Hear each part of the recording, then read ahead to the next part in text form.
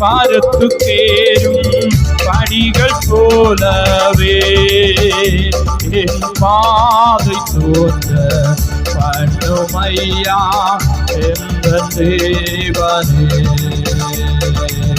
பாரத்துக்கேறும் படிகள் போலவே என் பாதை தோன்ற பண்ணுமையா என்ற தேவனே.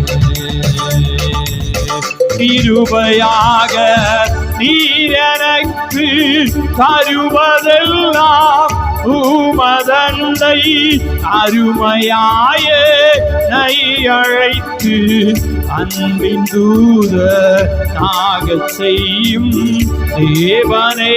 நான் உமதந்தையில் இன்னும் நெருங்கி